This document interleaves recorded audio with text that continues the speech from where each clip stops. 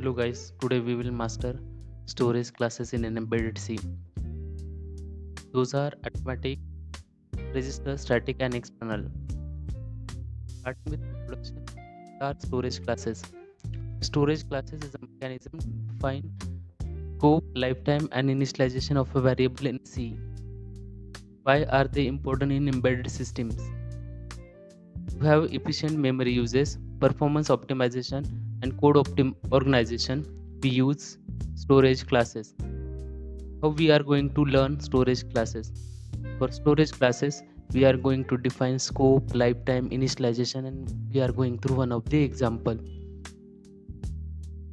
Arithmetic storage classes. Variable declared with keyword or implicitly not with any keyword are stored the auto storage class on the stack. They have a block scope, meaning that they are only visible within the block where they are declared. Their lifetime is until the end of the block in which they are declared. They are not initialized by default, so their initial value is unpredictable or garbage value. This is one of the example where inside this my function integer x, which is with the auto storage class, which can have the scope within this my function itself, and lifetime is till this function exists, and it has the garbage value. Register storage classes. Variable declared with register keyword are expected to be stored in the CPU for faster access. But however, compiler is not obligated to follow this request. If it can't store variable into register, it will be treated as a auto storage class variable.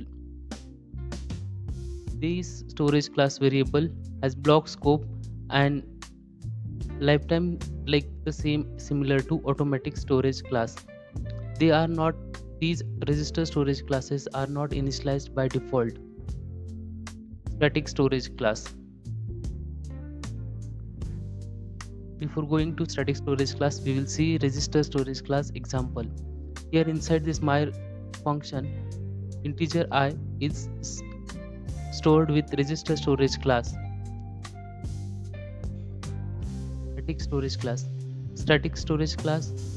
Here the variables declared with static keyword within the function have function scope, meaning they are only visible within that function. Their lifetime extends throughout the program execution. They are initialized by 0 by default if not explicitly initialized.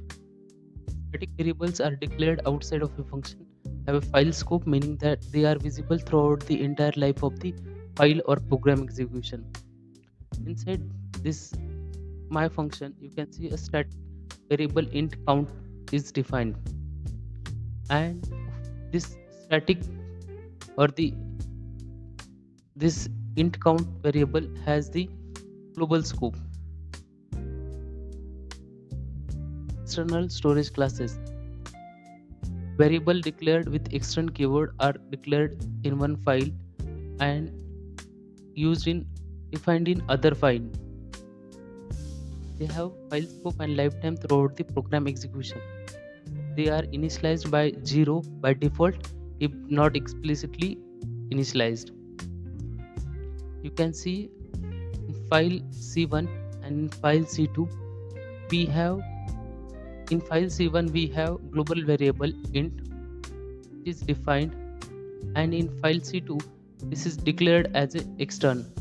So in the main file we can access this function or the variable.